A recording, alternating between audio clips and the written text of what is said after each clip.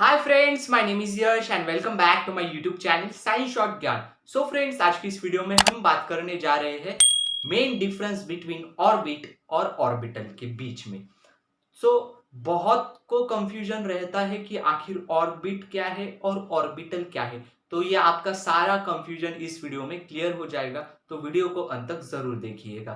तो देखते हैं फर्स्ट डिफरेंस मैंने यहाँ पर एज अ डेफिनेशन बोल के लिखा है ऑर्बिट और ऑर्बिटल का। तो देखिए ऑर्बिट का देखते हैं। ऑर्बिट क्या होते हैं exactly? It is a concentric fixed circular path around the nucleus in which electron revolves. अब जो न्यूक्लियस रहता है किसी पर्टिकुलर एटम का, तो उस न्यूक्लियस के बाजू में एक इमेजिनरी होता है ये सर्कुलर पाथ। तो कॉन्सेंट्रिक एक फिक्स्ड सर्कुलर पाथ रहता है उस न्यूक्लियस के अराउंड में, जहां पर number of maximum electrons revolves होते हैं। तो ये कॉन्सेप्ट है फर्स्ट डिफरेंस का। तो यहाँ पर मैं आपको दिखाता हूँ वो कैसे एग्जैक्टली। सपोज ये एक न्यूक्लियस हमने यहाँ पर कंसीडर किया किसी पर्टिकुलर एटम का, तो उस न्यूक्लियस के अराउंड एक इस प्रकार से concentric fixed imaginary circular path रहेगी, जहां पर इलेक्ट्रॉन ये रिवॉल्व्स होंगे कुछ इस प्रकार से। सो ये फर्स्ट मेन डिफरेंस है ऑर्बिट का। अब देखते हैं ऑर्बिटल क्या है। तो ऑर्बिटल में क्या होता है कि जो ये इलेक्ट्रॉन्स रहते हैं वो वेव लाइक बिहेवियर शो करते हैं। उनका नेचर ऑर्बिटल में कैसे होता है? वेव लाइक बिहेवियर होता है एटम के अंदर, इन एन एटम। किसका? ऑफ एन इलेक्ट्रॉन का वेव लाइक बिहेवियर होता है।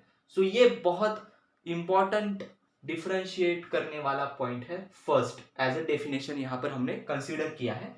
और सेकंड इंपॉर्टेंट पॉइंट देखते हैं, all orbits are spherical in shape.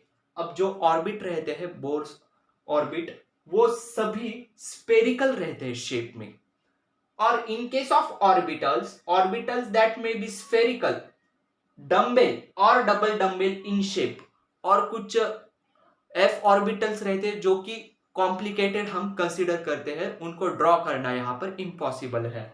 So orbitals जैसे कि एस ऑर्बिटल ये स्फेरिकल रहती, पी ऑर्बिटल डम्बेल, और डी ऑर्बिटल ये डबल डम्बेल इन शेप में रहते हैं। सो ये हो गई उनकी बॉडी स्ट्रक्चर। सो ये बॉडी को डिफाइन करने वाला पॉइंट यहां पर मैंने लिखा है। और थर्ड सबसे इंपॉर्टेंट, जो ऑर्बिट है उनमें मोशन ऑफ इलेक्ट्रॉन ये टू डायमेंशनल रहता है। क्या रहता है? मोशन ऑफ इलेक्ट्रॉन ये टू डायमेंशनल रहता है। और इन केस ऑफ ऑर्बिटल इलेक्ट्रॉन का मोशन यहाँ पर थ्री डायमेंशनल रहता है, मतलब स्पेशियल रहता है इन स्पेस में।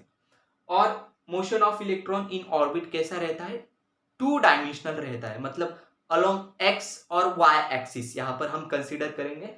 और motion of electron is 3D in orbital, वो along X axis, Y axis और जेड एक्सिस के अलोंग यहां पर इलेक्ट्रॉन का मोशन हम डिराइव कर सकते हैं।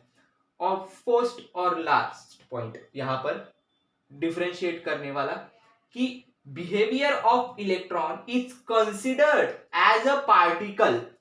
अब जो ऑर्बिट्स रहते हैं, उस ऑर्बिट्स में जो इलेक्ट्रॉन है उसका जो बिहेवियर है या नेचर हम कह सकते हैं, वो एज अ पार्टिकल बोल के कंसीडर करते हैं। But in case of orbital, behaviour of electron is consider as dual nature. ये स्टेटमेंट बहुत इंपॉर्टेंट है। Nature of electron is consider as dual nature. Dual मतलब दो पार्ट का यहां पर इलेक्ट्रॉन का नेचर कंसीडर किया गया है, एज अ पार्टिकल भी और एज अ वेव लाइक भी।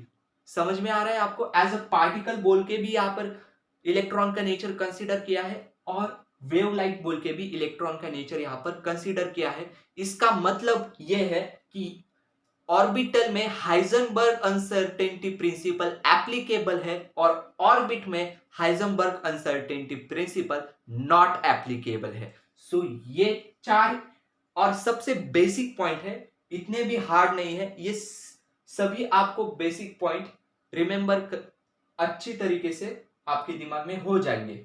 सो ये कुछ चार हमने यहाँ पर डिफरेंशिएट करने वाले पॉइंट्स देखे बिटवीन ऑर्बिट एंड ऑर्बिटल्स। तो इससे रिलेटेड बहुत सारे आर्टिकल्स है ऑर्बिट और ऑर्बिटल के स्ट्रक्चर ऑफ एटम में। तो ये हम सारे आर्टिकल स्टेप बाय स्टेप देखेंगे। तो आज के लिए बस इतना ही। सो रिमेंबर पार्ट हम नेक्स्ट वीडियो लेक्चर में देखते हैं। सो आई होप आपको ये ऑर्बिट और ऑर्बिटल का डिफरेंशिएशन वाला पॉइंट अच्छा लगा होगा। तो अपने दोस्तों के साथ शेयर कीजिएगा। तो मिलते हैं इसी प्रकार से एक नई वीडियो में। तब तक के लिए धन्यवाद।